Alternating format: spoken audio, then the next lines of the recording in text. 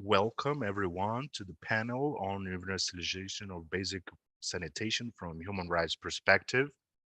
This is a virtual side event. This is promoted by CEBED's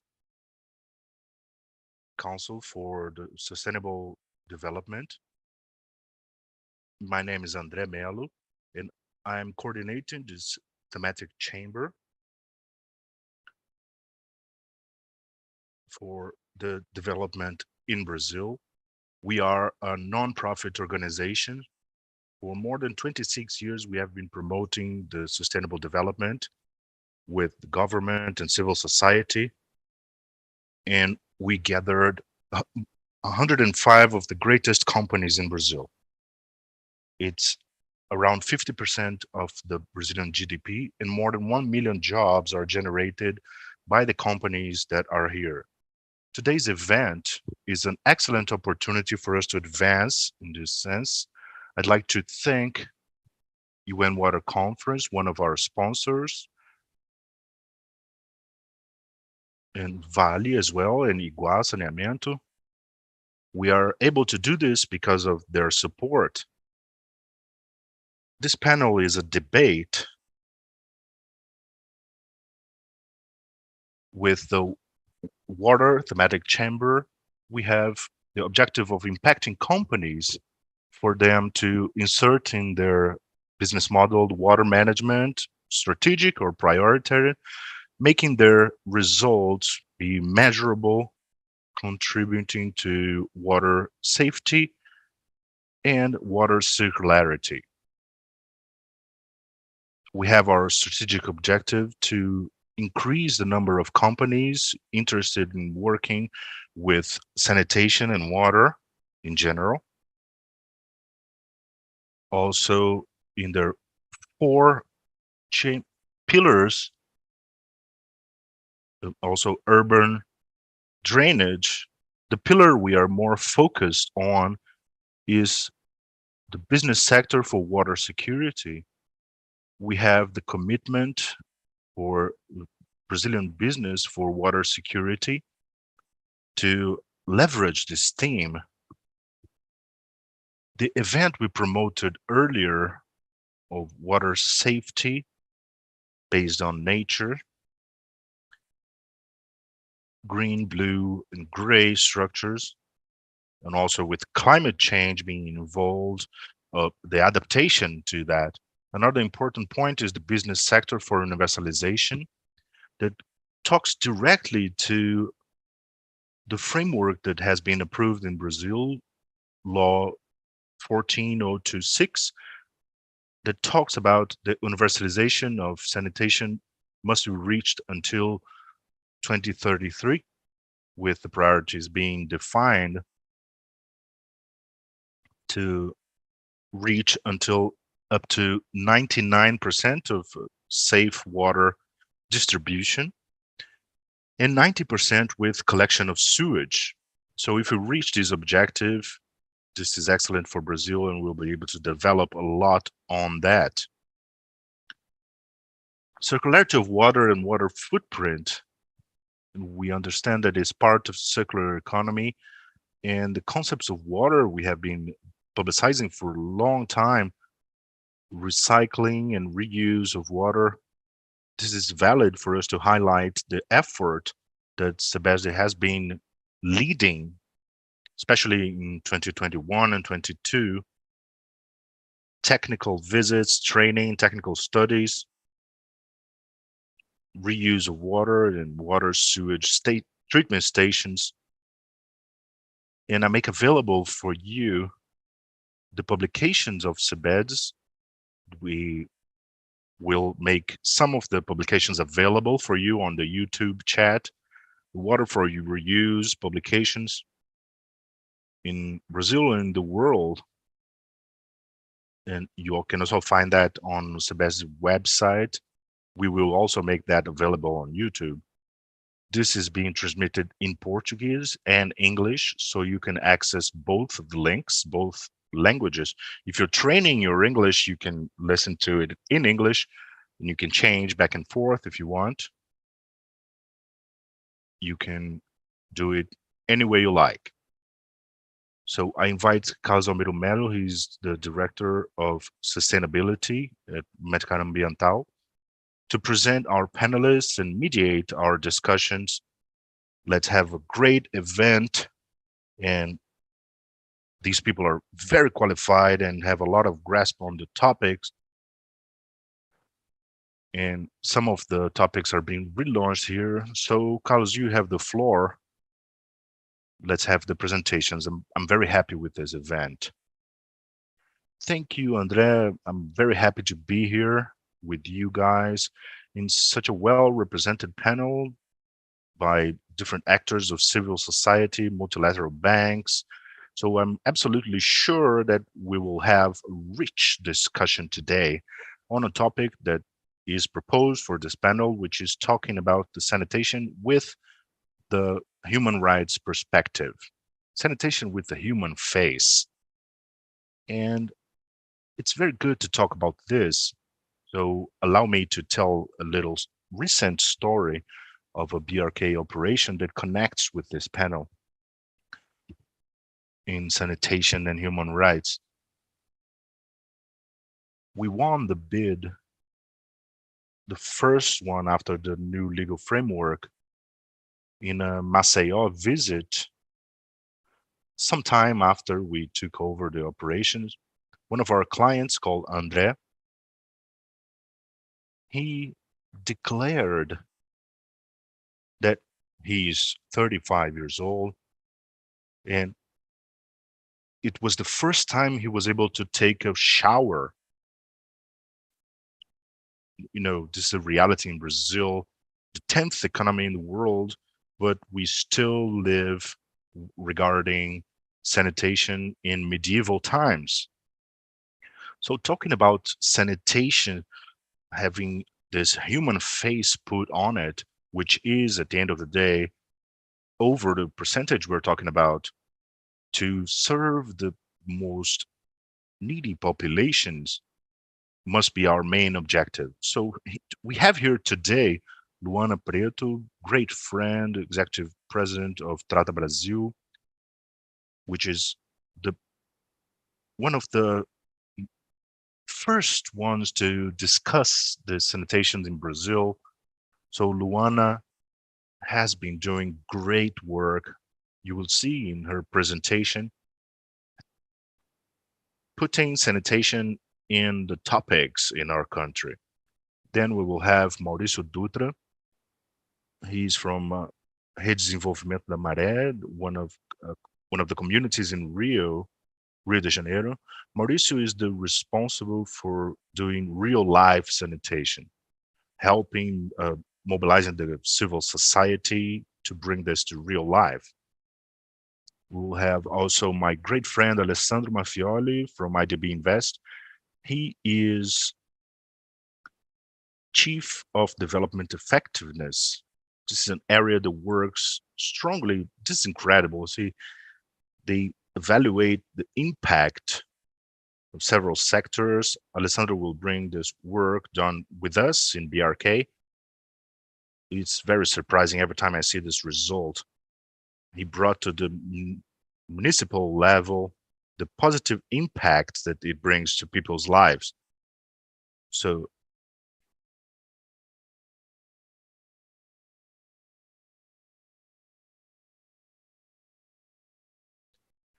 we will also have Marcos. He is a deputy secretary of the municipality of Santos.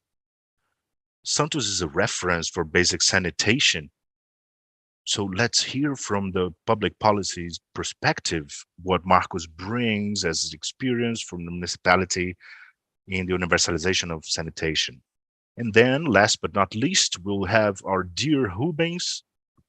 Today he is a water and ocean manager in UN Global Compact Brazil, but he's one of ours. So he knows sanitation like the back of his hand, and he is mobilizing companies in pro of these SDGs.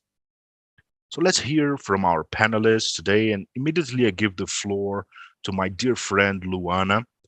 So She can talk about the ranking of sanitation. Tell us firsthand what you think about it, Trata. Great, guys. First of all, thanks for an invitation to be here talking about this very important topic, which is basic sanitation in Brazil. The objective here today is talk about the numbers a little bit. Just a reminder, as Carlos said, is not just numbers, these are people impacted by the service and people having this change in their lives with this access to sanitation.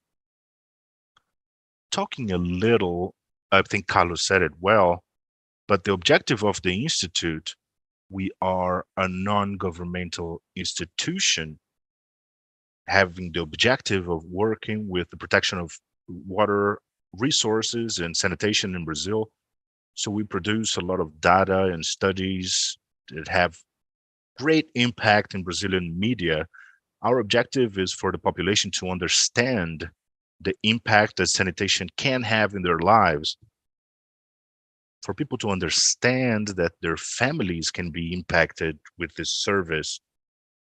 And so the government can mobilize for the advance of this topic in water and sewage. Next slide, please.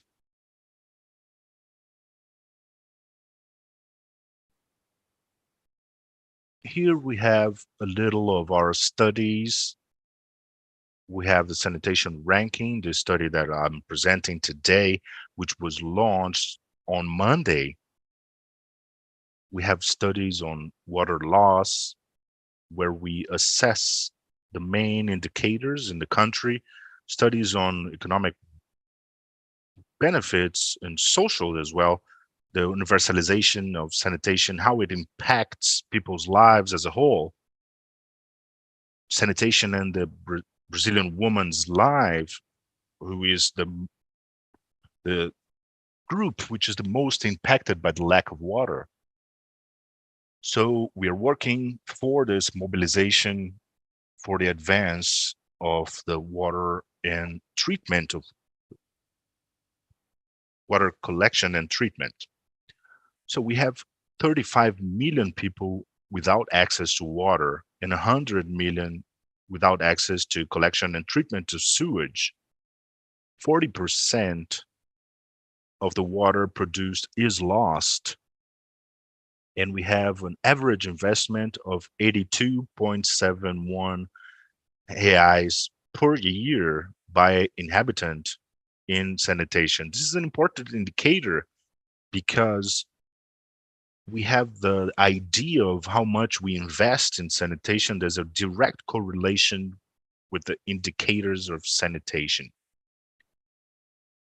Here we have the general data for basic sanitation in our country.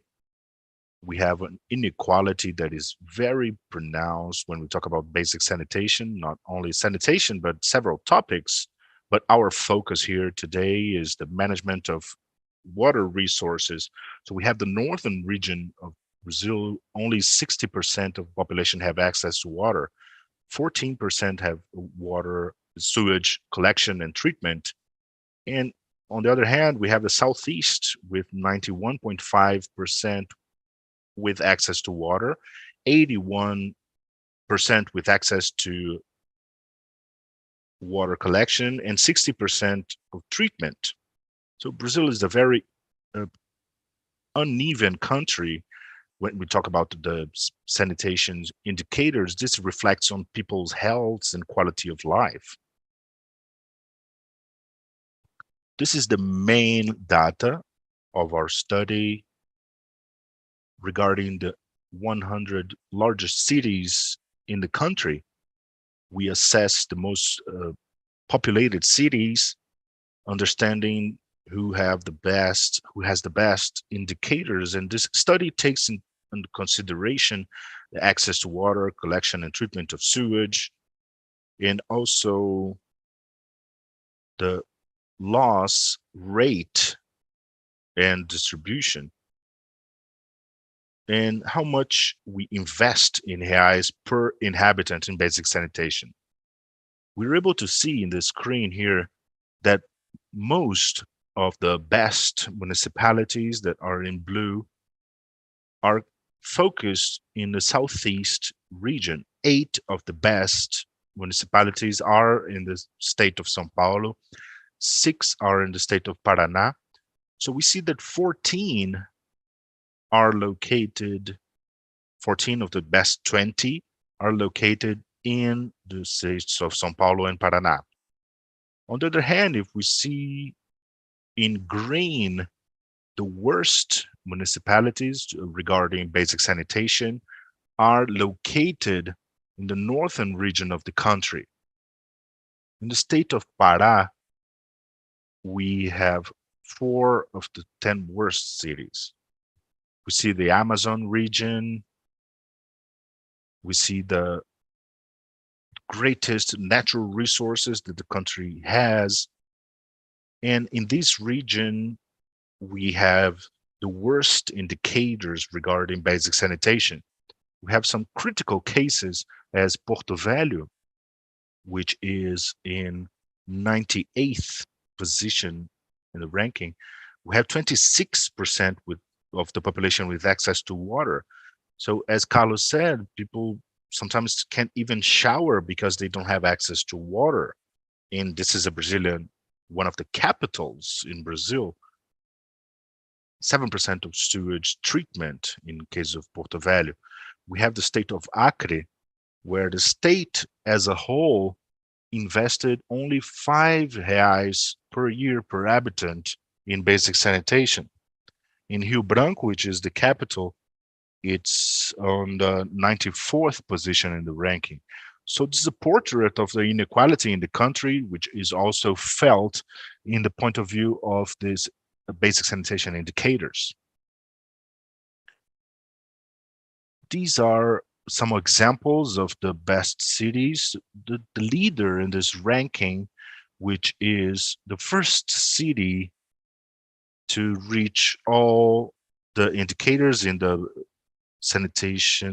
basic sanitation framework, not only access to water, but collection and treatment of sewage, but also the indicators in the ordinance of ANA is the municipality of São José do Rio Preto. And Santos, which is the secretariat will have the comments on this. It's on second place in this issue of the ranking, but they have led many of the issues of the ranking. It's a municipality that also has great indicators. It's universalized regarding water and collection and treatment of sewage. And we're able to see these indicators that regarding water in universalization and collection, these indicators are very good. Regarding treatment, also very good indicators. And Uberlândia has 82% regarding loss. They also have good indicators, but we do see a direct correlation between investment and basic sanitation indicators. I usually say that this translates into construction work and also into best indicators of access to those services. And this has brought them into the 5th position in the basic sanitation ranking. So there is definitely a direct correlation.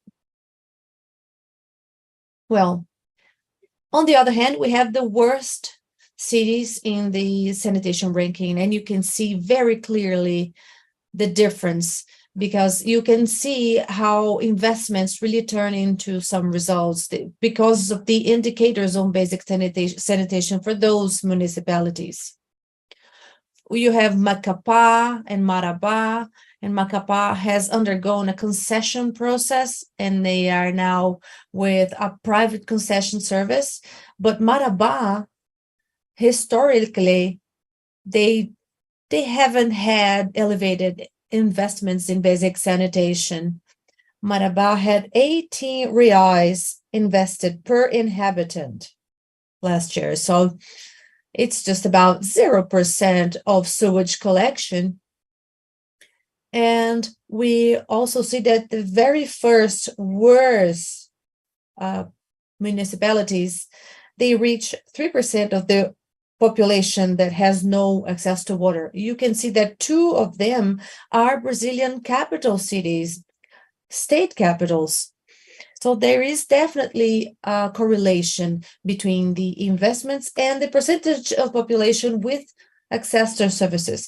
The index of treated sewage is alarming. So we do have to have large collection stations. Many of them are disclosing all of their material into the river, so it harms the environment, it harms life quality to people. Next slide, please.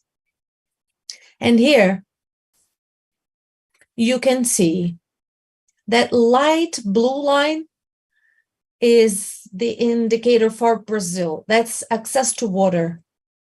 Brazil has 84.2% of access to water among the inhabitants.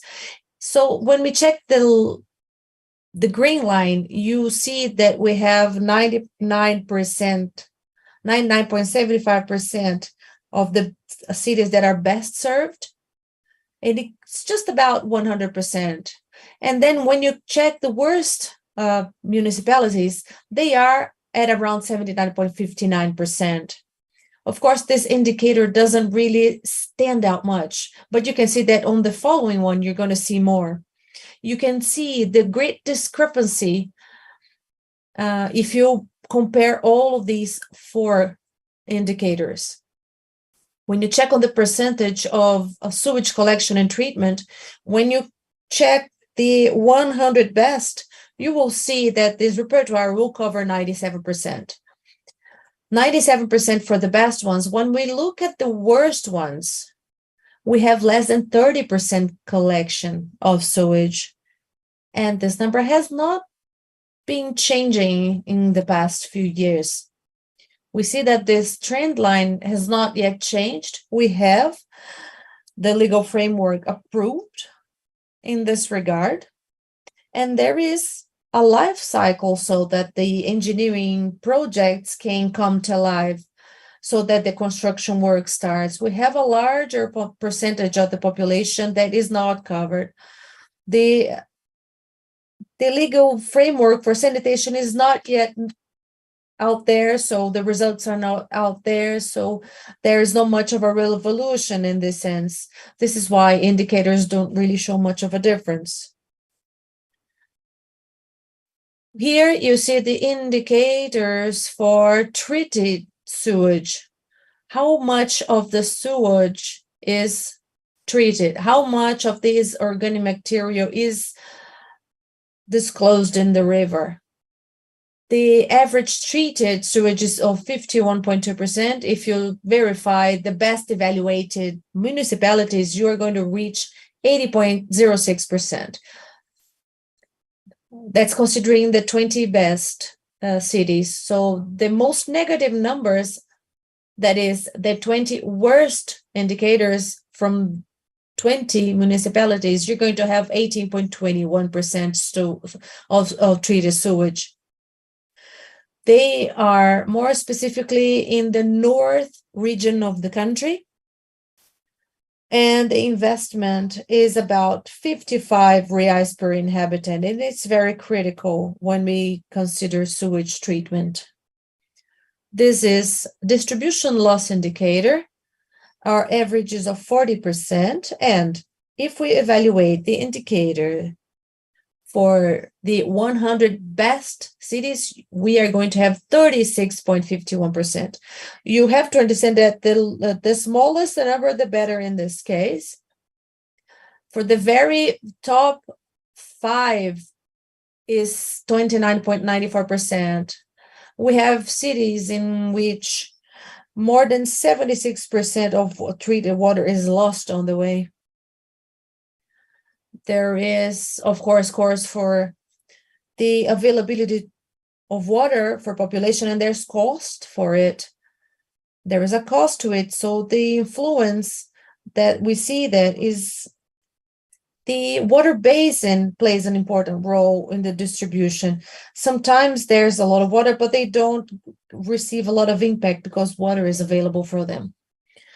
And here you can see history of investment. And there is definitely a correlation between the investment and sanitation indications. If we do consider Brazil as a whole, our average investment is of 82 reais per year per inhabitant. And this has not been varying in the past years.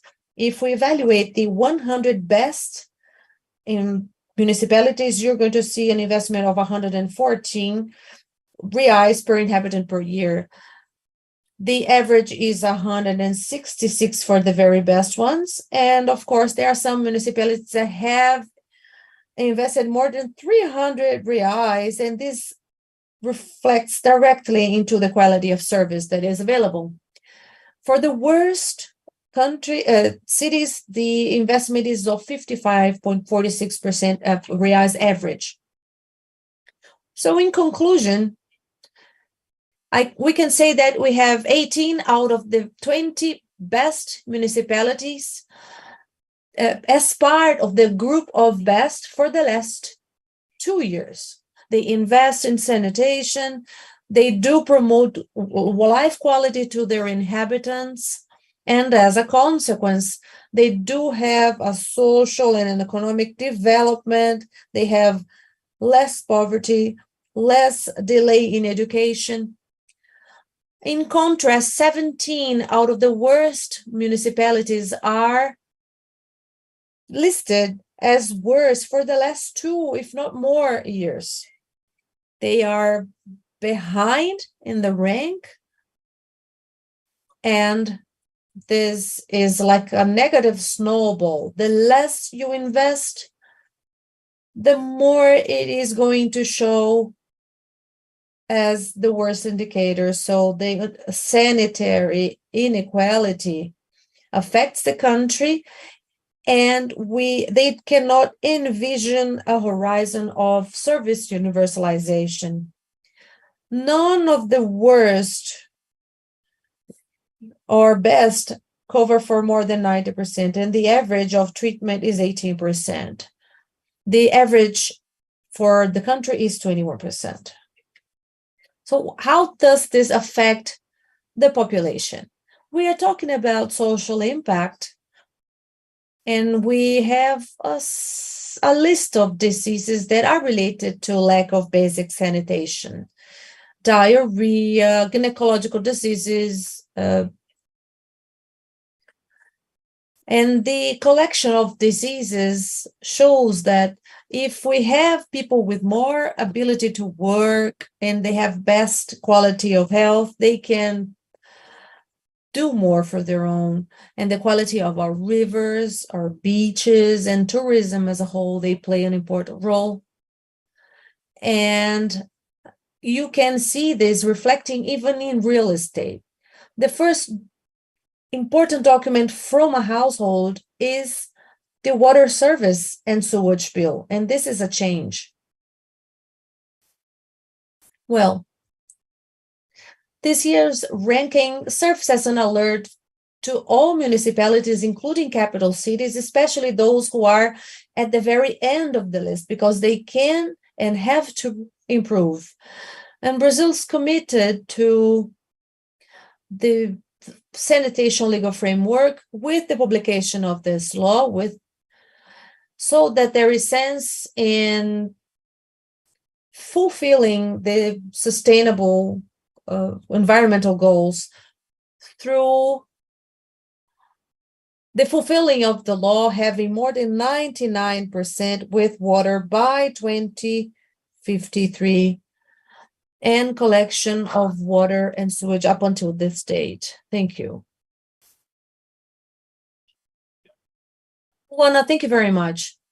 Every time we hear anyone mentioning about this ranking, we feel surprised, but just in a sense, but we know that we don't see Brazil advancing, although they really envision they envision a better future. We don't see this happening. And what calls my attention, and which is obvious, is the larger need for coverage of water, sewage, and every coverage needs investment, and capital, whether public or private, needs to be used. We need the regulatory framework really working stably. Otherwise, we are not going to have any investments, and they are not going to put any financial resources into something that is not certain. So thank you very much for this presentation. Very clear and very direct. It just brings a panorama of this country as a whole, from north to south, and reinforces the need for the stabilization of our framework, of our legal framework. Now let's hear Marcos. Marcos is out there and working hard with public policies in the beautiful city of Santos. As you said, they are second on the list. They have one of the best sanitation results. So we'd like to hear Marcos tell us what were the challenges, the difficulties, and what has the city of Santos been doing in regard to achieving great numbers and results. Hi, good afternoon. Thank you very much for this invitation. I am very honored. Good afternoon, Luana. As you said, Luana with Trata Brasil is carrying out pioneering work. I would like to talk about pioneering as well, humbly, but because we do work with several countries, and I would like to put you in context so that you can understand what the situation of Santos is and how we've achieved so many things. Can you see my first slide? I don't know if you already have it on the screen. City of Santos is older than 500 years. But it took us more than 300 years to get to 30,000 inhabitants. This is the end of the 19th century, okay? And that was a moment in which 60% of these 30,000 inhabitants were dying due to sanitation or lack of it. It was a really doomed city. The future was uncertain. And in less than 200 years, what has changed? How come Santos could get to 460,000 inhabitants? And how can Santos be among the 100 best cities in the world?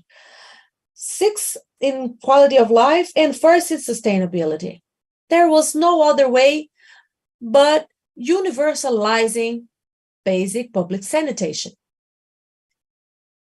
And this started at the end of the 19th century with engineer Saturnino de Brito, a very challenging and daring project. He was not fully understood at the beginning. Everything he proposed was really a point of a debate, but it was decided that after certain studies, the city would have to be really covered with lots of canals, draining canals, the ones you see on the screen, with sewage treatment stations and points of elevation. This is what you see on the slide. Today, Santos is the result of that work. Santos has managed to reach the best ranking levels and indexes and is an honoring position today because the planning occurred in the 19th century. Out of the 9 initial conceived canals that Saturnino de Brito planned, it allowed for the city that we now have 25 of them. And with them, we can get to the optimal indexes that Luana's mentioned: 100% treated water, 99% sewage collection, and 97% of sewage treatment. Next, please. owed to the work that has been being developed since then, we have a very efficient network. Today, as you can see on the screen, it's a project that started 2 years ago. We have floating barriers. We now study the residue that is coming to the beach. We collect them and we want to qualify and understand them. We now analyze the fish that enters the canal so that we can better analyze and understand what influences and what affects this environment to create a biological control that is parallel to what we already have with the sewage system. And that is to foment science.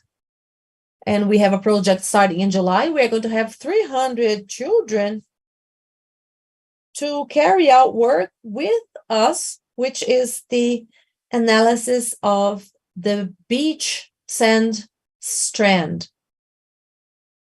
And today we have the challenge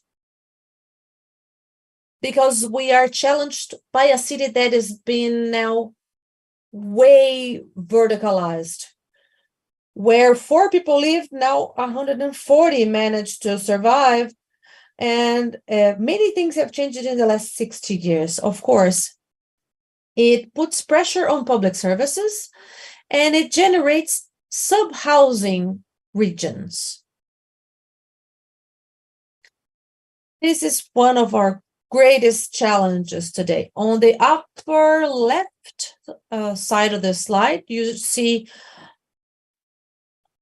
Vila Gilda, which is a particular way of housing.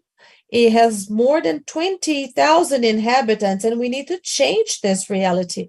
We need to follow Saturnino's legacy. And what you see around that picture is a project that we are working on. We want to transfer the reality and change one of the city parts of the city in which sewage and treated water is not yet available. This is a legacy that we have to respect, which is the universalization of all of these services.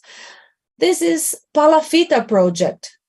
And this is where maybe, we never know, maybe we'll reach all of the best indexes and get to 100% as brief as possible. And how are we going to do this? We have two ways to go. One is the citizenship science, and the other one is working with the community, bringing this community to discuss the problems and understand the importance, know the necessity of working the sanitation issue better. And one of the methodologies we are using is what we see here. We created 2 projects. One is focused to working with youth in this community, train them and make them replicators of all these values in history that we talked about. And with a series of resources, this is an eco factory. The objective is to reuse any kind of material that we have in our daily lives, to show the youth that garbage is non-existent. We have to work with the community. We have the wood shop here, the eco wood shop. And with all these insights, we're able to bring some of this legacy and have all this work to be highlighted and make the city to reach this index. But having as a reference the collective perspective and understanding that universalization was key for the city to reach this level and will continue to be this stepping stone to the public policies without which we wouldn't be able to reach all these indexes. This is a small talk. I'm open to questions and thank you very much for your attention. Excellent presentation, Marcos. When we see Santos' experience of the public policies, not only in the perspective of investments and engineering, but also engaging the population, which is the topic of this panel, to bring the population to this game. This can seem trivial, but it's not. Us at BRK, we face some communities that the network is ready, but the population doesn't understand the importance of the service because they see this as a lose-lose game because they will pay the tariffs and they will have to face constructions. So this example of Santos is worth for a lot of people. Thank you very much. Let's go from public administration to the civil society, which is also important. In connecting with this point, how to engage the population, how to show the population this service of say basic sanitation, and it changes lives, you know. How can we bring civil society to this game? And with the experience in the Maré community in Rio is emblematic. So I invite Mauricio from the Maré Development Network, who works with exactly this, reaching these results of sanitation, bringing consciousness to the population. This is a complex issue, so it needs complex solutions involving engagement of several actors, public powers, civil society. So Mauricio, tell us the experience of real sanitation in Maré. Thank you for being here. Good afternoon, everyone. How are you doing? Redes da Maré, just contextualizing, is a civil society institution producing projects and knowledge with 5 axles of structural work: seeking quality of life and human rights for 140,000 inhabitants of the Maré complex. The complex is so big that is would be larger than 92% of municipalities in Brazil, just for us to have this dimension. Let's go to the next slide, please.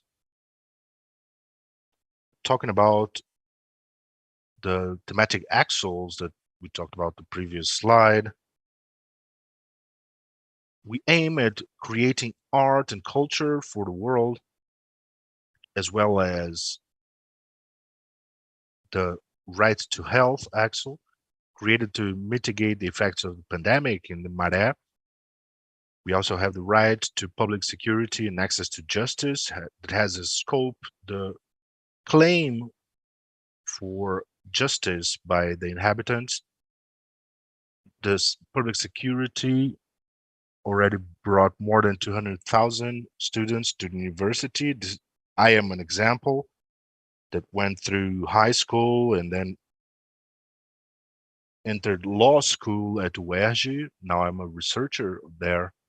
And then we have the urban rights and social ambiental rights, which aims at the guarantee of these rights to the population.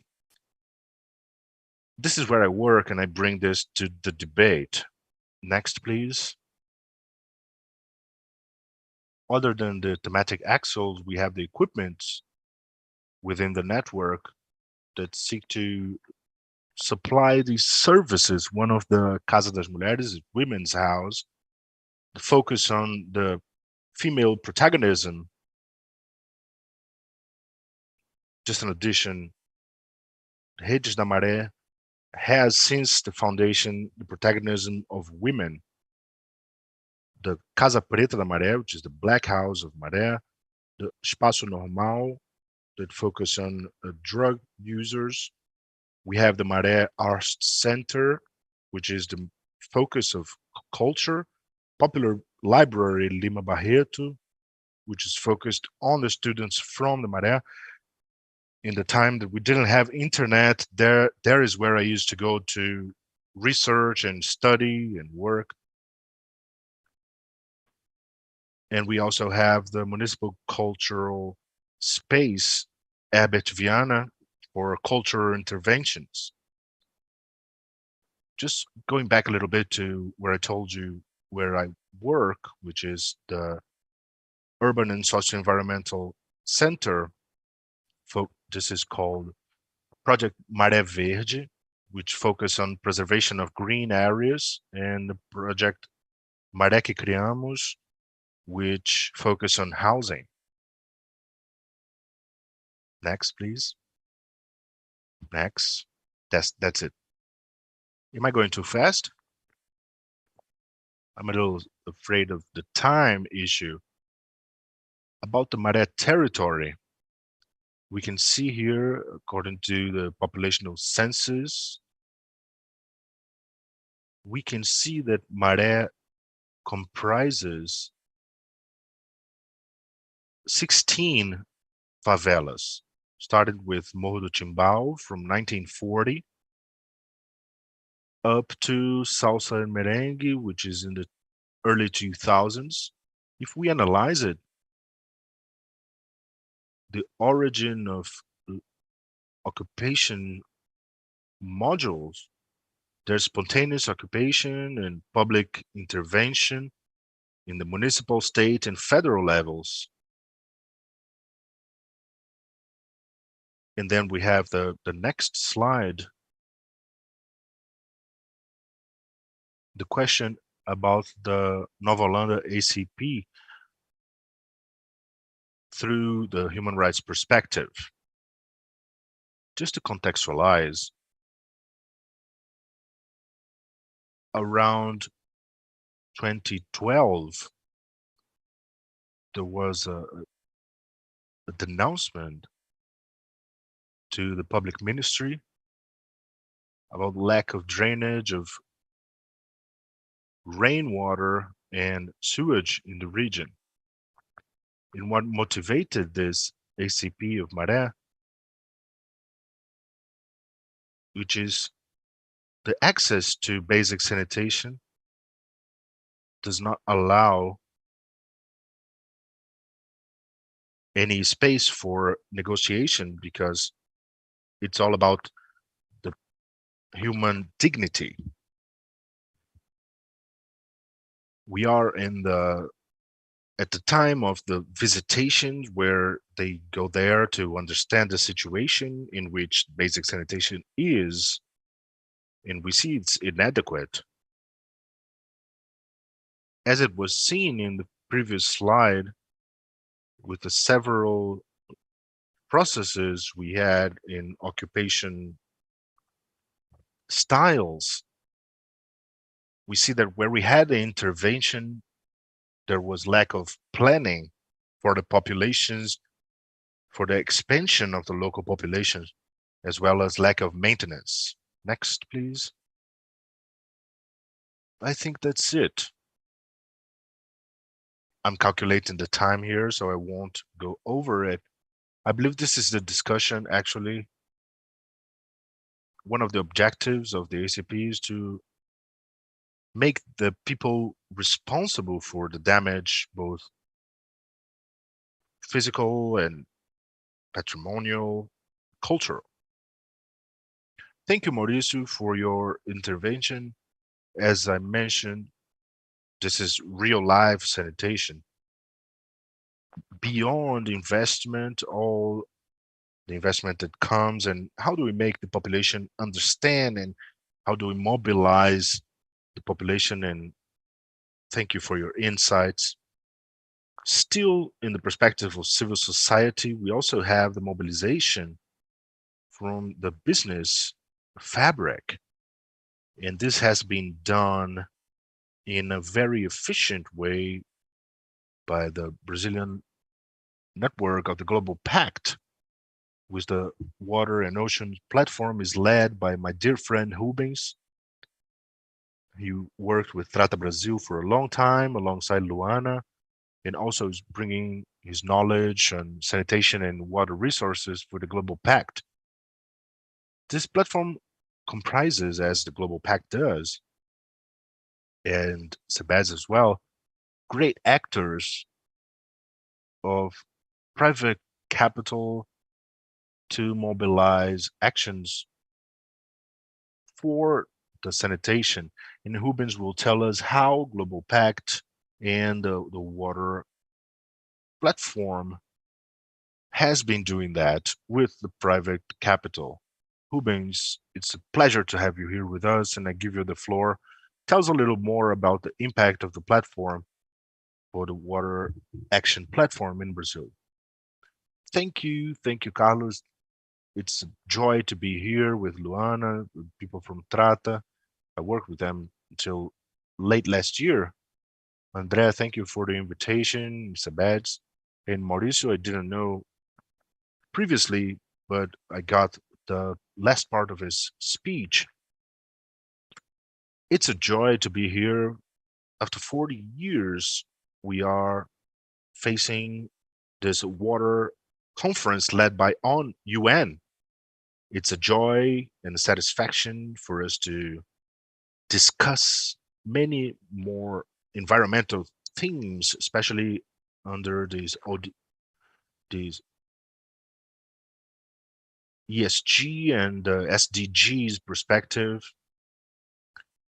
And it was very strange that the water theme was not an action line, the direct action line from the UN in their conference. When we talk about the climate and biodiversity conferences, of course, the water topic is inserted, but it wasn't a focal point.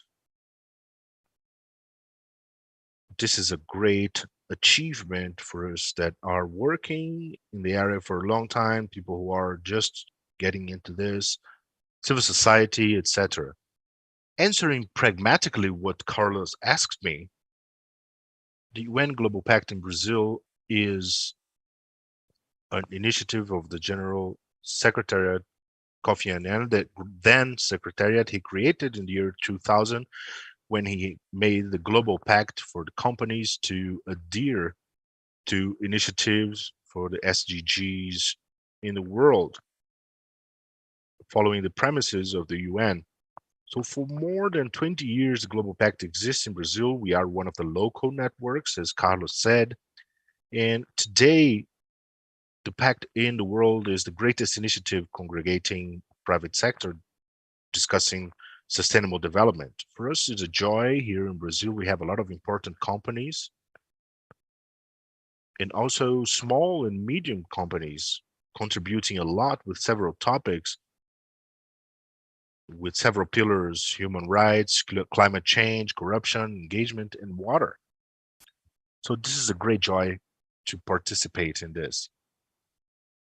We have 92 companies and 28 non-business organizations helping us, contributing with themes, speeches, workshops, and websites. So the platform is very plural. It congregates companies from several segments, not only sanitation. We have food and beverages and fabrics, oil and gas, electric sector. We have all this business sector that needs to discuss water. We need to have this on the table. Water should not be a topic exclusive to sanitation companies or food and beverage. It must be a cross-sectional theme and be discussed by all the sectors. So we have this in the platform, this pluralism of companies about the topic itself, sanitation and human rights, within the platform for action in water and ocean. We have this 2030 agenda that was created by the Global Pact Brazil. This is pioneering. The rest of the world is trying to create something similar. We give concretiveness to the SDGs and going out of the theory, and we make the companies have these commitments made. We have two goals that today we discussed on sanitation. Two goals connected to the framework.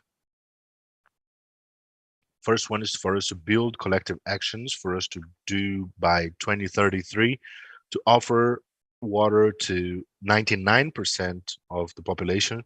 And we build collective actions to bring sewage collection and treatment to 90% of the population.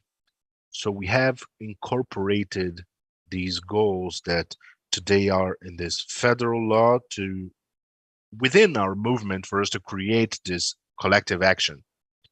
So we invite companies from several sectors.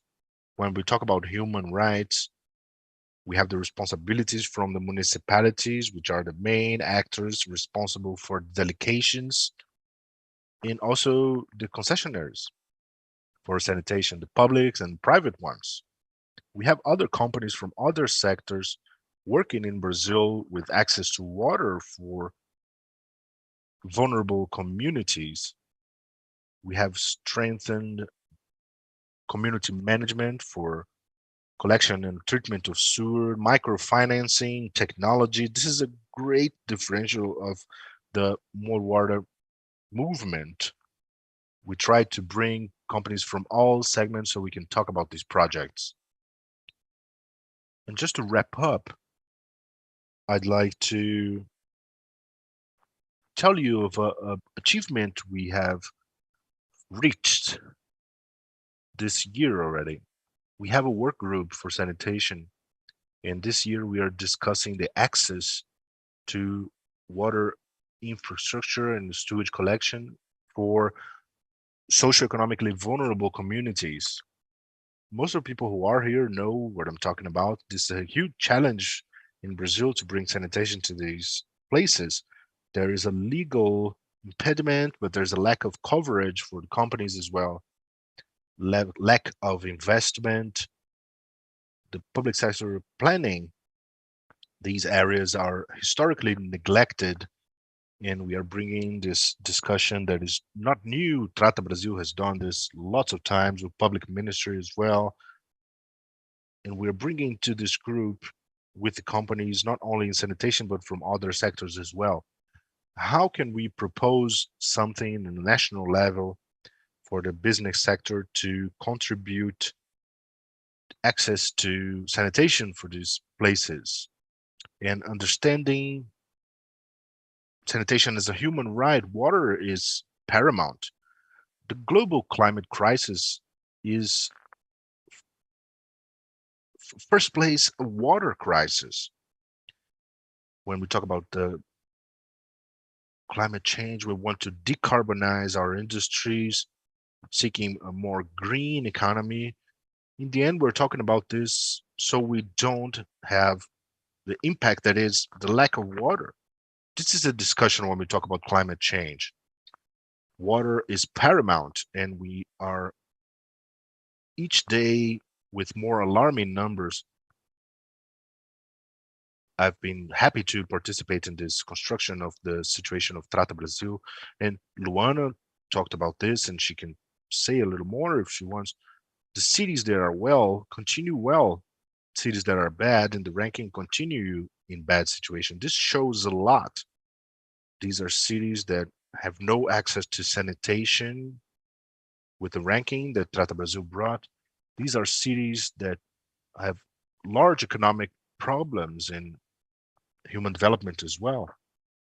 Sanitation doesn't reach these places. So we are hurting this cause of human rights. So this is my provocation. I leave you with this reflection. This is an invitation for you to know, to get to know the platform. We have free publications. We launched something. I told you I was very happy that this publication that was built by the work group within the movement, the More Water movement, talks about the importance for us to measure who these people are and where they are without sanitation. We know some cities are always in the rankings without basic sanitation, but where are these people really? Where do they live? Are they close to rivers? Are they close to groves? The permanent protection areas? Are they close to risk situations? So we have this in this publication to guide the business sector. How can they work better with these indicators for basic sanitation in socioeconomic vulnerable areas? Thank you, Carlos. Thank you, Andrea. I'm at your disposal for questions. Here once again, the beauty of this panel is this diversity.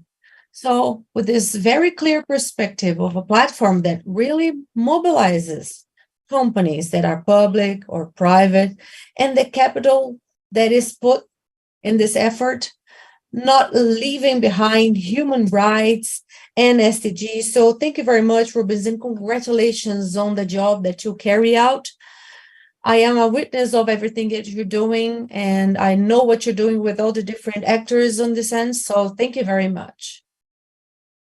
And during this panel, we've been mentioning about the impact of it and how we can mobilize civil society in this context. So one has mentioned the ranking and investment and how investment can really transform people's lives. And now we are going to see work that is being carried out by the IDB, and they have managed to establish with us at BRK a routine, a framework to measure the impact on sanitation investments, especially of one particular company, in income and what it does to municipalities. So it is a work that is led by Alessandro Maffioli.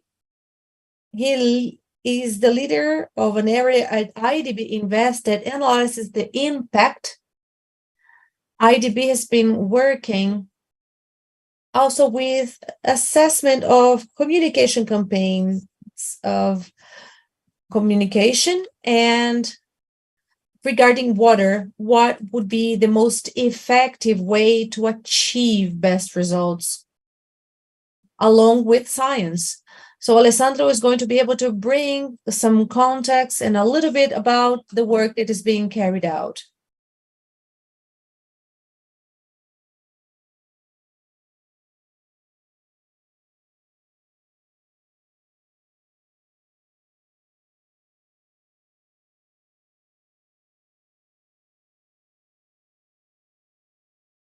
Companies and also municipalities to assess the effectiveness of the service. So over to you. Tell us a little bit more about this project and how can we scale up. We will discuss during the conversation how can we discuss and scale up the solution for other companies. Thank you, Alessandro. Over to you. Thank you very much. Boa tarde. Muito agradecido de estar com você e pelo convite. Thank you very much for being here, and I thank you for the invitation. I can keep going, but I'm gonna make a favor, not continue in Portuguese and keep in English. Now, thank you very much for the invitation. It's really a pleasure to be here in this panel. I learned a lot, even more from the other panelists. It's really important discussion. So what we're going to discuss today is the work that we have done with Veracap Ambiental and a joint agenda we are setting. So these are, I'm going to present the study of a first study we have completed, and the second one, Carlos already mentioned them briefly.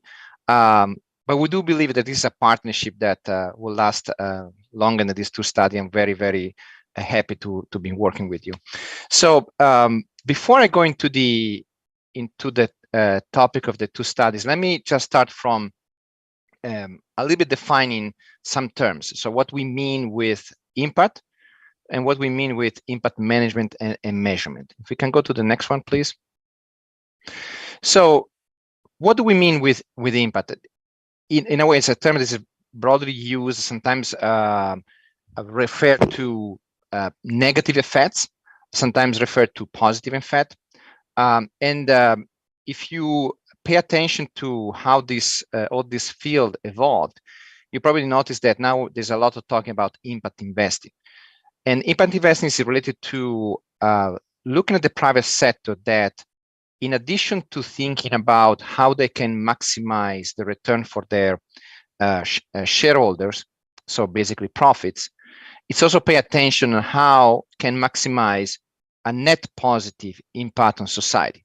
So not only looking at how can generate value through the profitability of a certain organization, and this is very pretty much connected with the for instance, Global Compact initiative that was mentioned before. In addition to look how I can maximize the profitability or the returns, the income of a certain company or corporation operation, look at how I can also generate net positive effects on the society.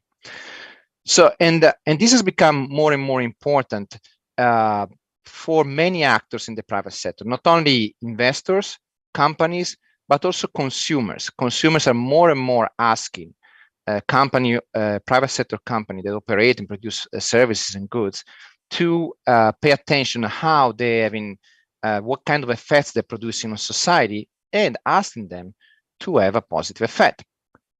So why this is becoming important, not only because clearly it can generate the benefit for the society, but also because in a way, given all this emphasis, it requires by companies that operate to manage also for impact.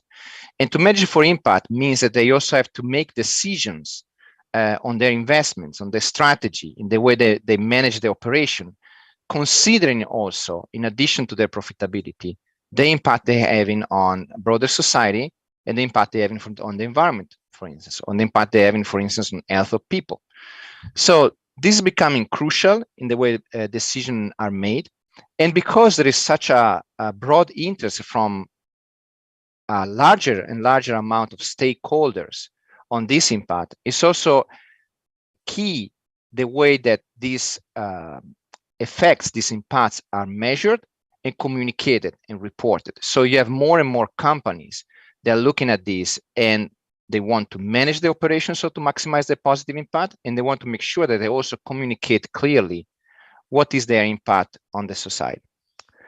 So let's go to the next one, please. Okay, perfect. So how do we measure and manage impact at IDB Invest? As Carlos was saying, IDB Invest is the private sector arm of the IDB group, which means that we invest directly in private sector operations without passing through the government, where that is what the IDB public sector side does, in order to promote the social and economic development of the region, in order to promote growth, and in order to promote equality in Latin America and the Caribbean. To do that, we set up what we call an impact management framework that is basically a series of tools and practices that we use throughout the life cycle of an investment, of a transaction, to manage our portfolio so that we can maximize our positive impact. So this means that this series of tools and practices help us to select the clients and investment that we think that have the highest potential of impact. This means that we try to identify what are the development gaps that are most important for the country we're working in. And then within these development gaps, we try to identify clients and investment that can produce the highest contribution to close those development gaps. But also, once we decide how to invest, we also want to make sure that we structure our operation, we structure our financing so that we maximize the impact while building the financial operation. And also that we make sure that we have the information, we build the information to define if the investment was successful in terms of achieving its development impact. And this is particularly important because if you are a financial investor, you really want to know not only ex ante if an investment has the potential to produce certain impacts, but you're mostly interested ex post to see if that return has materialized. And the same with impact. It's not enough just to say this investment may have a positive impact on the health of people. It's very important to, in the end, measure what was the real impact on these people. So our framework not only comprises the way we make decisions ex ante and we allocate our resources towards the use we think as the highest potential, but also how we monitor this investment during their implementation. If we see they are moving the right direction in terms of moving the effect, creating the effects we want to see, and how we evaluate at the end if we were successful or not in achieving those goals. That will give us a system that allows us to monitor and measure, will give us a good system for accountability to make sure that if they ask if we achieve our goals, we can respond yes or no, what worked, what did not work. But in the question what worked, what did not work, there is another important element that is learning. What can we learn from our operational experience? What can we learn from what we do? And there where our system, our impact management framework, goes beyond just collecting results, but also produce knowledge products that we can use internally, externally to disseminate what we learn from our operational experience. And for us, feedback into the way we take decision, we make decision on where to invest on and what type of client, what kind of transactions, but more broadly, to signal to others what kind of effects and what is successful in terms of producing results. This is particularly important, this last part, because there will we deploy what we call our impact evaluation. So these studies where we really try to disentangle, to understand more precisely what are the social and economic effects that can really be attributed to a specific investment. And here what comes to play the work we are doing with our friends and partner of Berca Ambiental. Can we go to the next? So, and more than a studies, as I said at the beginning, this is I would say a partnership, a knowledge partnership, in addition that also to other part of this partnership. And at the time, we have two studies going on. And again, with the idea to generate this knowledge that can be actionable by us as investors, actionable by Berca Ambiental in their decision-making processes, but actionable also by others that can look at this and in a way learn from this experience. So the first study look at the effect of water and sanitation investments on health, something that was mentioned before in the previous panel. Clearly is one of the key motivation of this kind of investment. And the question we're looking at is if this expansion of these water and sanitation services have this, how does it affect the health outcome for people in Brazil? It seems a little bit of a, could be an obvious question with obvious results. Of course, having water and sanitation is, it will have some impact on the health of people, but it's not an easy answer to, it's not easy to answer how much, the magnitude of this effect, what it really means, because there are many factors, as I show you now in a very simple graph in the next slide, that can contribute to these outcomes in terms of health. So in a way, for somebody making a decision, should we, for instance, invest in water sanitation or invest in education or citizen security, everything contributes. Having an idea what is the specific effects that can be produced by each one of these investments can guide and help in making those decisions.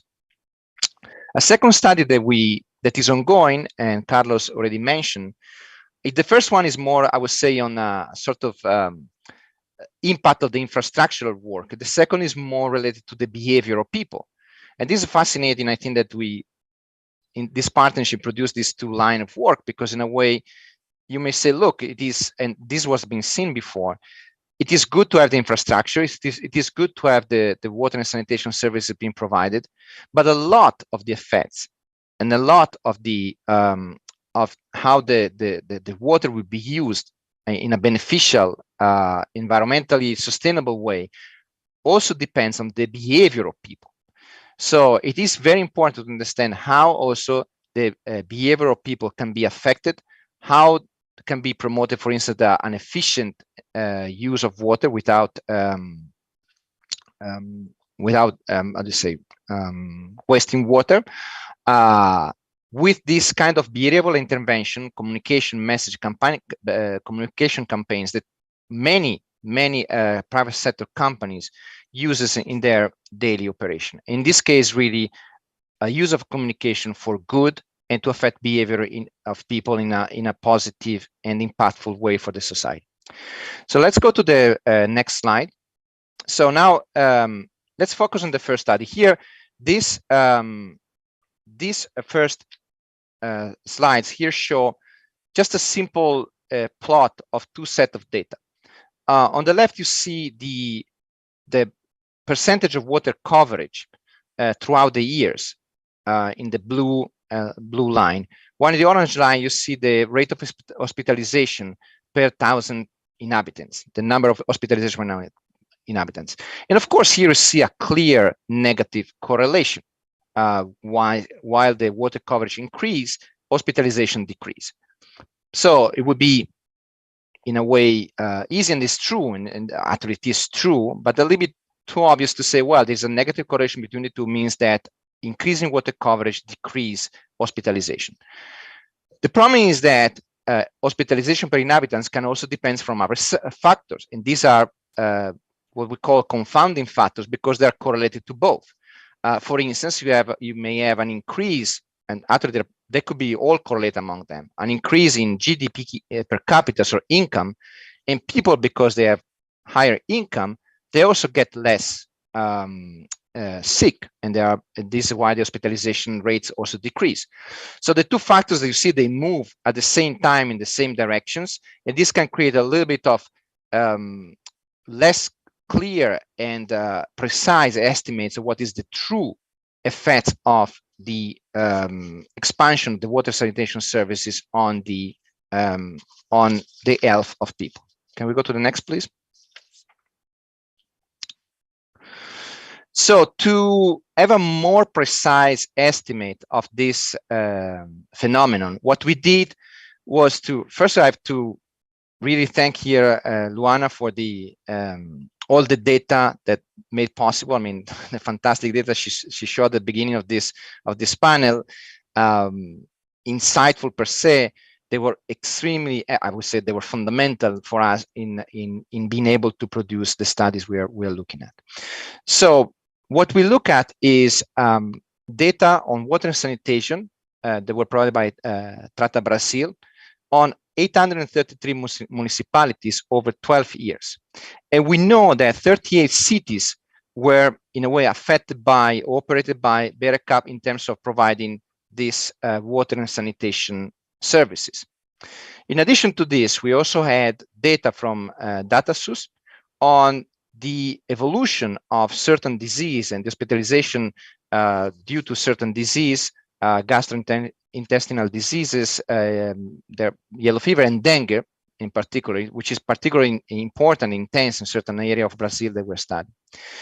So this data have very important and useful characteristics. They are across different locations, and this location differs in terms of the intensity of the investment of the in water and sanitations, and they are across time. So we have both cities, municipalities that receive certain investments, and some that did not receive, or receive in different point in time. There were some that never received.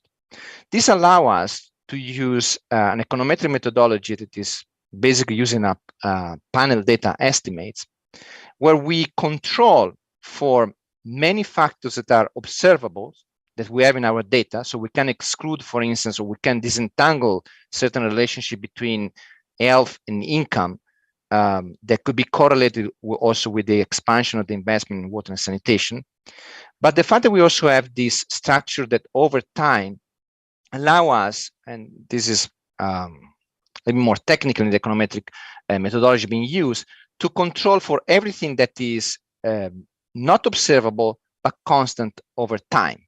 For instance, the location of certain municipalities, just for the where they are located, they may be affected more by certain diseases than others, depending where they're located and the geographical characteristics. Now, assuming that these don't change over time, or they don't change in the sense the municipality don't move and keep affecting municipality in a certain way, by having the structure of the data, we can control for these effects. Next one. So the results we achieved from these first studies, well, if you see, you can see in the graphs again a clear correlation between, in this case, more the correlation here. We show really the effects that the expansion of the water coverage had on the cases per 10,000 inhabitants of hospitalization. And there what we find, so you see over time with expansion of the water coverage, again, this decline of the diseases, but we also have more precise and point estimates that tell us that 1 percentage point in increasing coverage reduces hospitalization for water-related disease by 0.35%, which means, if you want to say in another way, that a 3 percentage point in increasing coverage in water and sanitation services will reduce by 1 hospitalization per 10,000 inhabitants. And if you want, even more importantly, when we look at this in relation to children, the effect is double when we look at children that are under the age of 4. This is true for gastrointestinal diseases, and it is true also, and this probably is less known, for dengue. Here we find that a 10 percentage point increase in coverage reduced by 0.4 cases per 10,000 inhabitants hospitalization. So again, very significant, very important effects of the expansion of the water and sanitation services on this disease. Next one, please. So what are the conclusion of this? So first, clear, strong effect of the expansion of water and sewage coverage in terms of their positive effects in reducing hospitalization. So this is not only an important finding in terms of well-being of people, as was said before by Luana, this has many, many consequences, not only from the social and let's say wealth and health perspective, but also economic. People are less sick, people can work more, people are less sick, people are more productive, and people are less sick, people uses less also health services. So it is really something that has we would calculate the economic social return to the society of this kind of investment. All these positive elements will sum up. And the same is true also for the dengue, which is something that was less known, and we know that dengue in certain part of Brazil is a particularly important challenge. So this obviously, as conclusion in terms of action,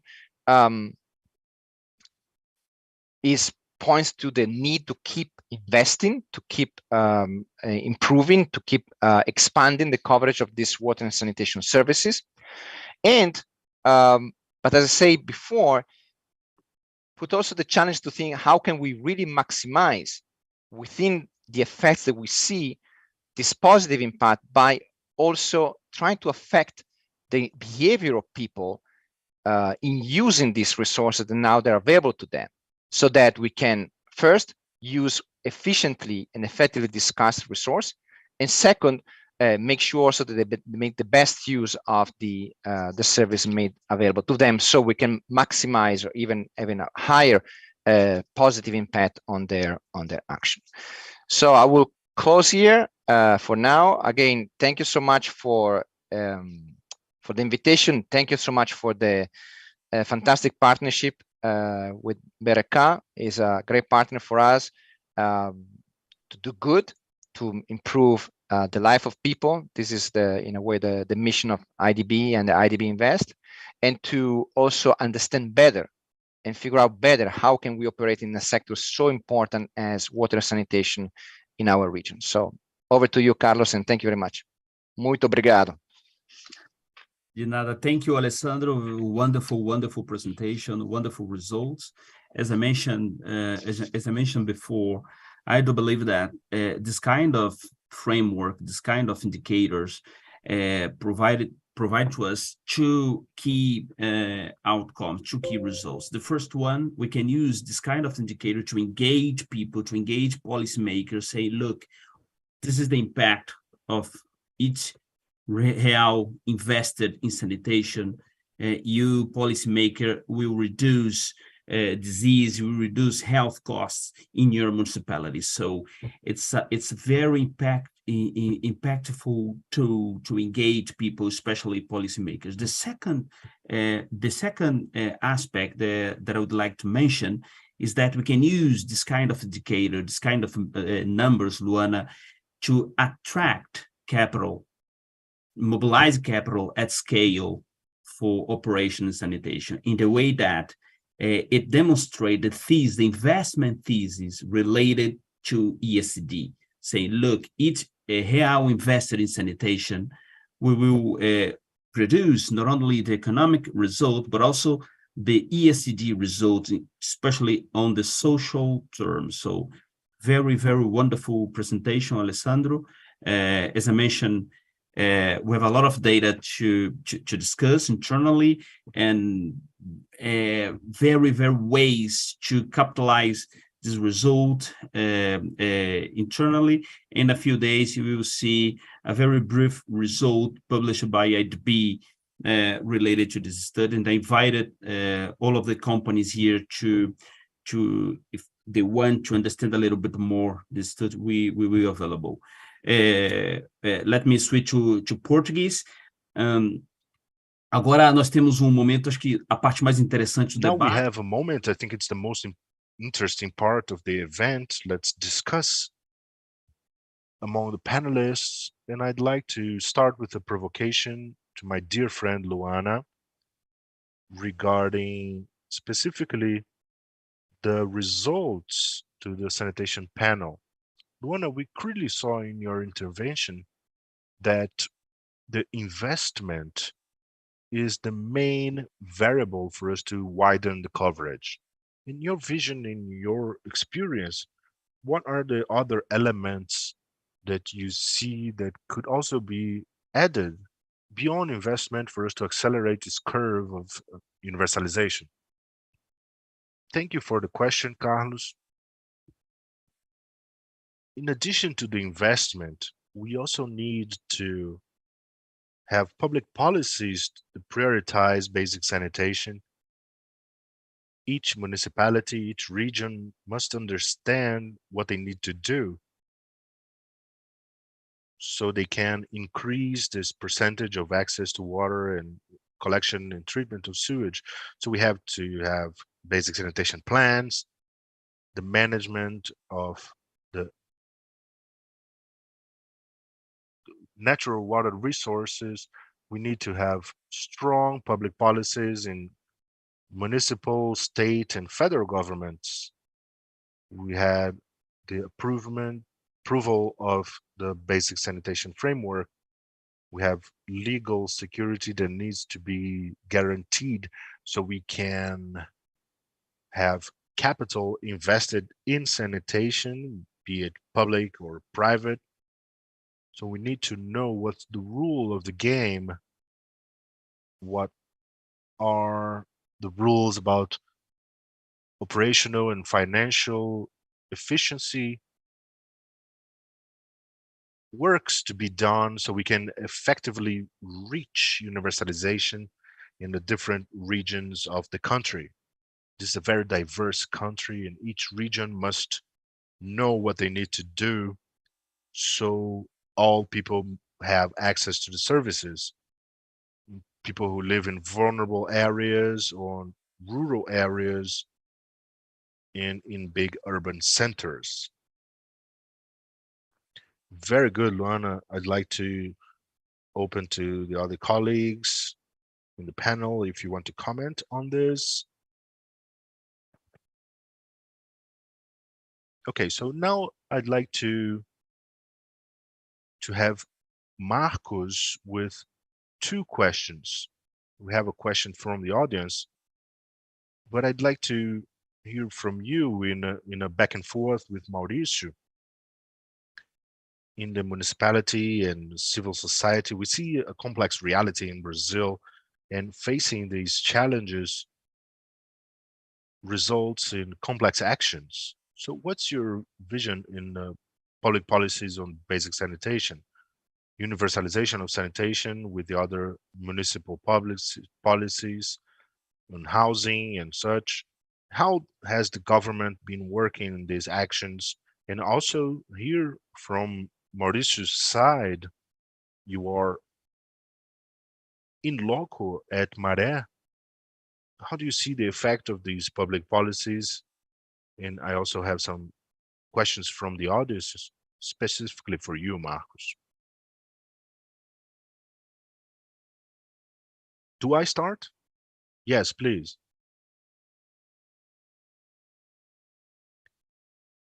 Santos adopted a proposal of focusing on the SDGs, the conjunction of public policies. I can't solve a problem of infant death or public security thinking that the only solution I will have to this problem, for example, is to increase police force or any equipment or install more police points. This doesn't solve the problem. It sometimes even masks the situation. What I need is to converge a series of services to solve the problem. So we have built in the past years, this year we are close to 10 years, this convergence policy with all the secretariats and the SDGs. And as I have the means to assess the intersection of these data, I can act in a much more effective way involving all the sectors. Because we can't think about a solution or a problem that will be solved with one specific step. No, we need to involve all the sectors. We need to involve public security and environment, health secretariat, the public services secretariat. Our strategy, to be short here, is working with the SDGs. They are our guide, and intersection of these data allows us to assess not only the improvement, but also the decrease in the statistics as well. Very good, Marcos. Mauricio, I have some questions from the audience to you. You talked about public civil actions. So Claudio asks a question here. This public civil action intends on making governments in the three levels responsible, or companies as well. And also, Silvia sends a question to you too. You mentioned that Maré is very big. Is the sanitation 100% over there, sewage specifically? And if not, how does the community mobilize to have access to this right that is so paramount? And she also mentions the partnership with Casa Fluminense through the app Cocos app. If you need, I can repeat something.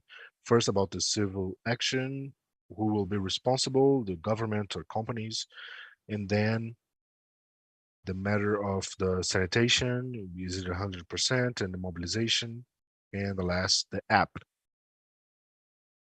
Very good questions. As I said in my presentation, the process, if you want to write it down so you can research later, or if you want to participate in the number of the process is 0331 6017. The responsibilization, as the public ministry said, it's the municipality of Rio, the Águas do Rio, the water concessionary, and the state of Rio as well. If we analyze the process, we see that they try to make the inhabitants responsible, saying that they occupied this region in an unorganized way, so they should be responsible for the eventual damage. So as I said in my presentation, more than 50% of the interventions that occurred in the region have been done by the government. in the three spheres. One of the objectives of the Mare networks is not only to produce knowledge, as we have been studying the urbanization process here of Mare, but also mobilization, so the inhabitants can know about this and generate protagonism, seeking their rights. What's the other questions? Also, Sylvia asks about the sanitation. Is it 100% there, sewage? And how can the community work to reach this? This is also an interesting question. Actually, the discussion is about the adequation, if it's adequate or not. Because if we look at the term itself, the question is to be conformant with something. Sanitation is done in most of the houses. There are other dimensions that should be taken into consideration that are not even close to reasonable. For example, the lack of labor and equipment for collection.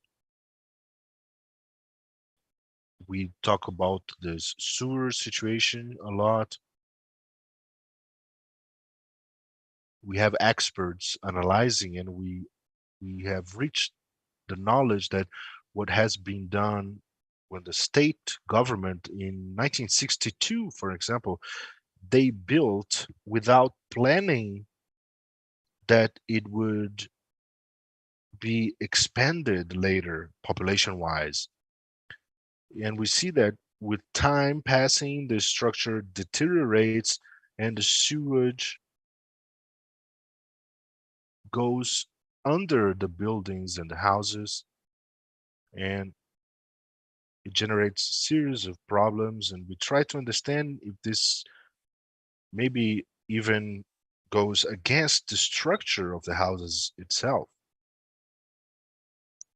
One of the favelas I mentioned, Nova Maré, was built by an architect that got international awards for that, but we have serious waste problem because narrow streets were built. So the garbage collection companies can't have access. So there's a lot of garbage in the streets, close to schools, for example. And then the next question is about CocoZap, is PoopZap, the application. What about this partnership? Yeah, PoopZap is also one of the organizations that works within the complex. They make a data survey, and Mare Networks tries to work with the numbers because we understand that through them we will be able to show to the civil society and public power about the reality. Because many times the methodologies that are applied outside the favelas are not adequate to the realities within the favela. So we try to create methodologies of our own that could work with what is discussed within the academies, seeking incidents. I apologize to the secretariat that talked before me.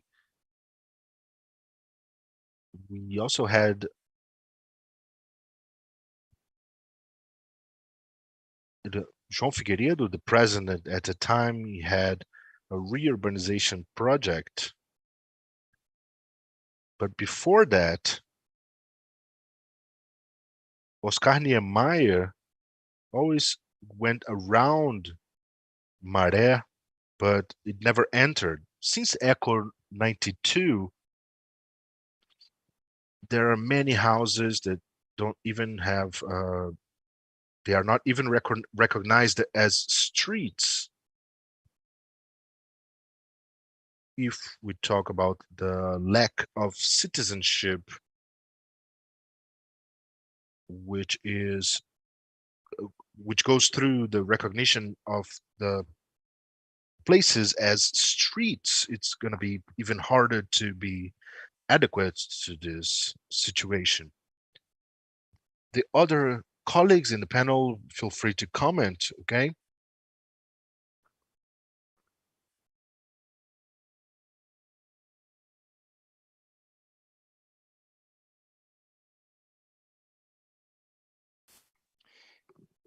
Thank you, Carlos.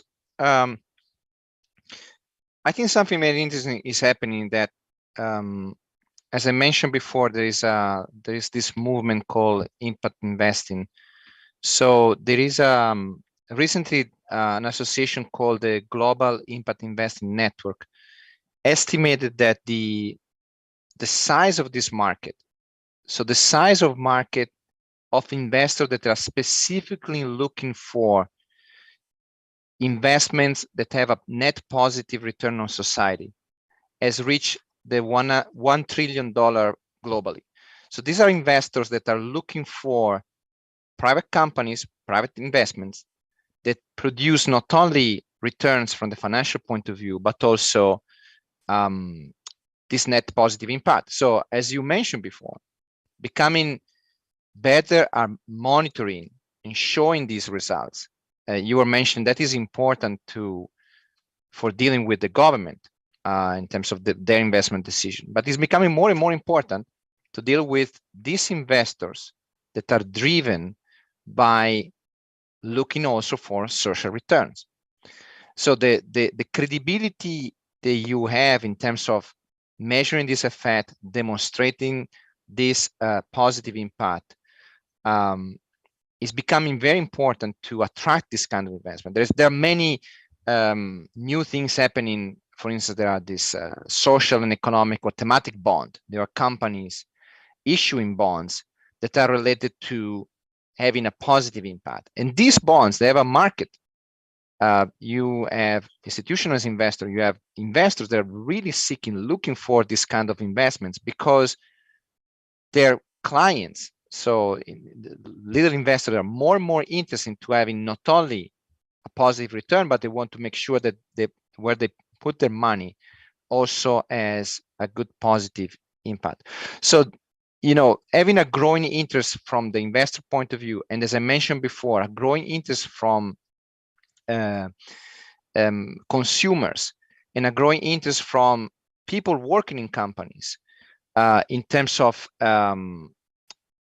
what is the impact of companies, private sector companies, is driving an increasing interest and demand for companies to become really more effective in monitoring and measuring the effects of their operation. And we see this, honestly, when we started this IDB Invest, we're mostly us be interested to measure the impact. We are a development bank, so of course we want to measure the impact of the investment we make. But now we see more and more and more clients and partners like you that embed this measurement in the way they operate, and they want to show the results, and they know it is important for many of their stakeholders. So for everybody out there operating this, really there is a reward. The market is increasingly looking at this and looking for this kind of good investments from the societal point of view.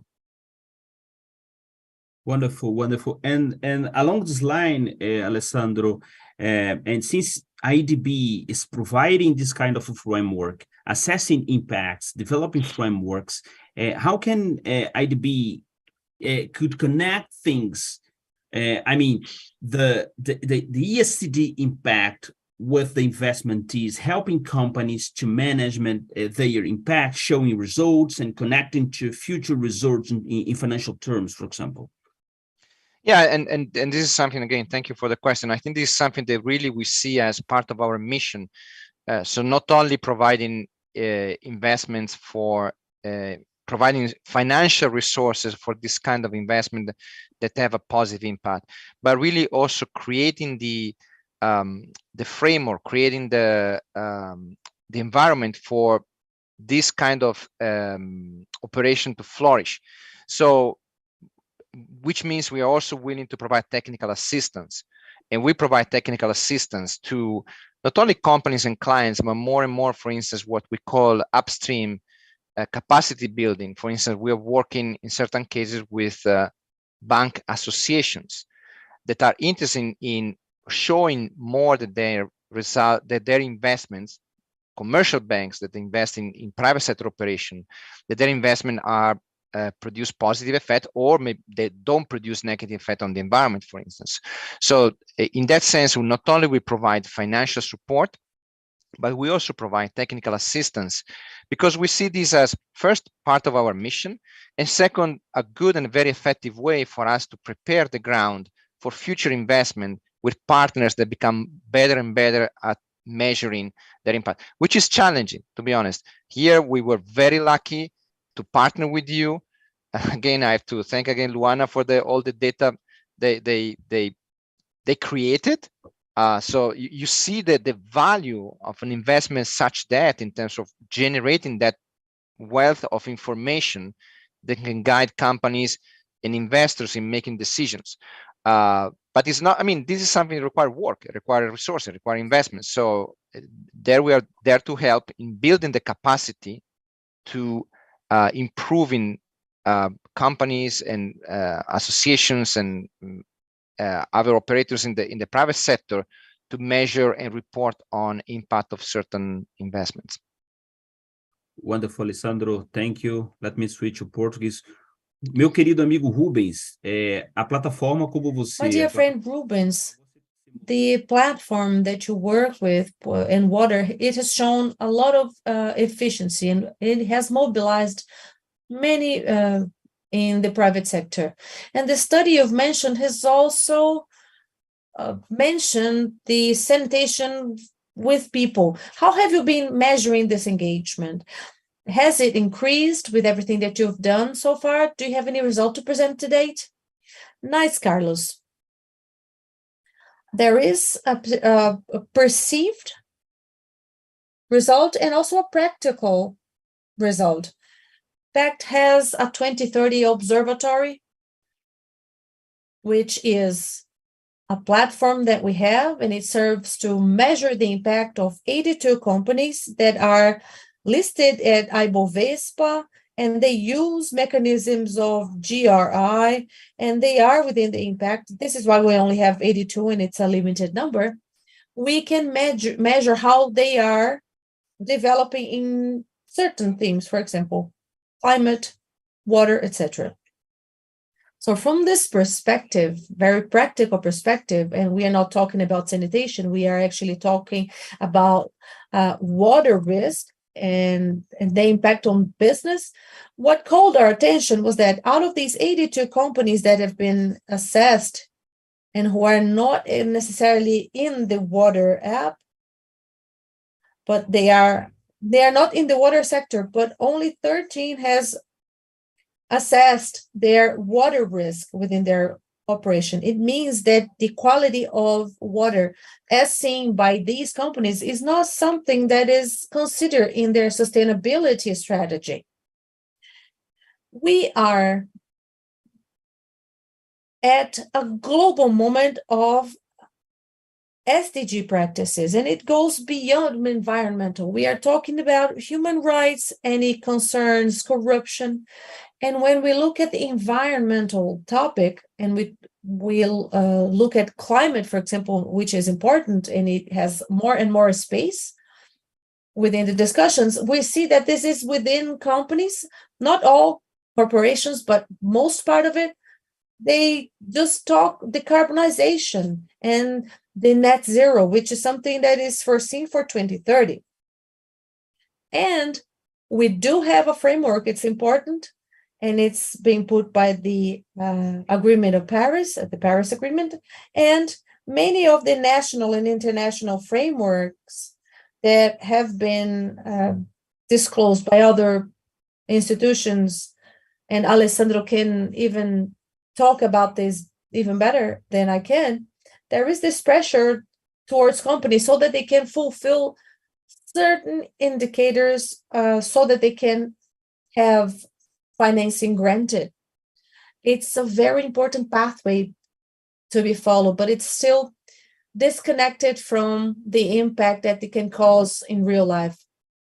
Real life is water. Water is what is real. We need water for business. We need water for food production, for survival, for all human beings. We are once again talking about water as a human right. And from this perspective, Carlos, I believe this is worrisome. But when we discuss it generically, and in a perspective in which you can really tangibilize some of the discussions and meetings through projects that are happening all over the country, you see that there is concern from several companies, and they are willing to cooperate with the sanitation agenda. I don't know if you've seen just recently, one of the large agribusiness companies, they've agreed on collaborating in taking water to several places up north of Brazil. They are from the agribusiness. Again, they are not from the sanitation and potable water work. They are including this in their environmental agenda, social agenda. So this is how we can see scalability in this regard in Brazil, especially when we look at sanitation, and we are so behind. We all know that historically, Brazil has been going without sanitation. It has been neglected by several people in several areas. We come across what Alexandre was saying. We have a fiscal problem that is gigantic in Brazil, and we don't know if public investments are going to happen because of that. And private investment also depends on this, and we need to put companies more and more within this plurality and to play together. We are going to work with sanitation, and we are going to work with people who are involved with sanitation, people who discuss sanitation. Carlos, you can even say that better than I can on behalf of BRK. But sanitation companies are not only working sanitation alone anymore. They're also discussing hydric resilience. It's about water basins. It just goes beyond distributing water to people. We are cross-thinking everything. There are two levels of perception that we see that I would like to put the discussion. Magnificent, Rubens. Very good point of view. Thank you very much. We are very close to ending this panel.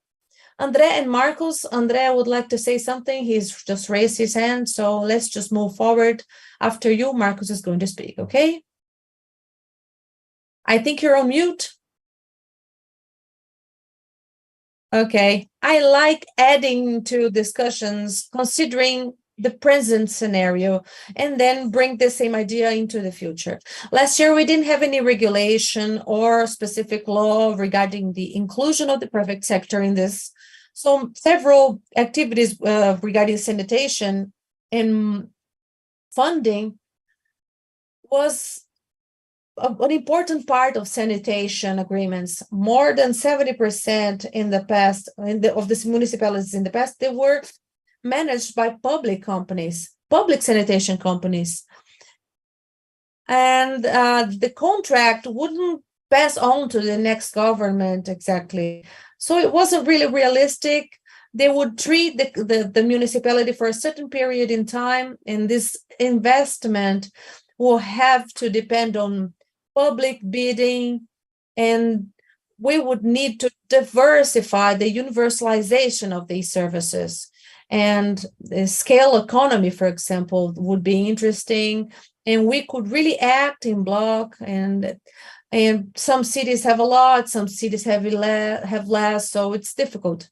Ruben said something important here: universalization of sanitation, considering water resilience.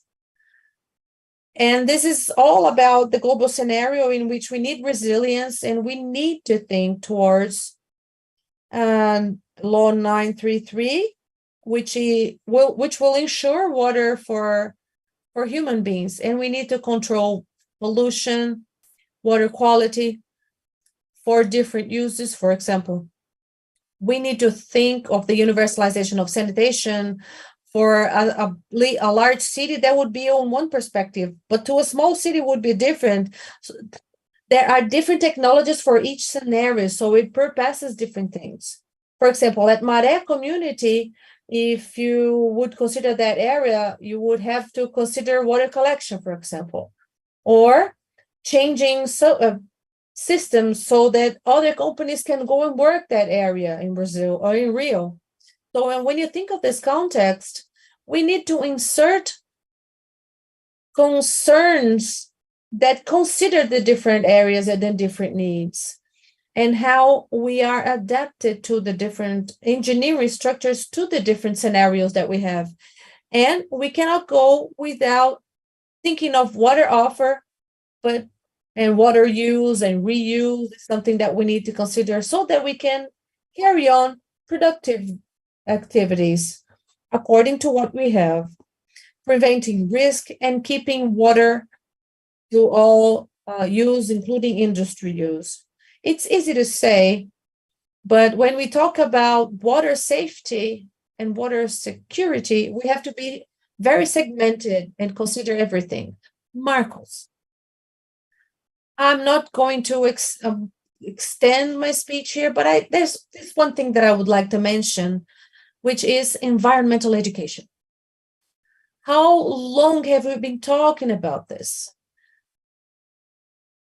And when we talk about sanitation, in many ways, we are talking about very fragile communities. In many cases, we're talking about people who have difficulty understanding their own surrounding. They have difficulty on demanding solutions for their own. And again, I'll try to be brief here. There's this challenge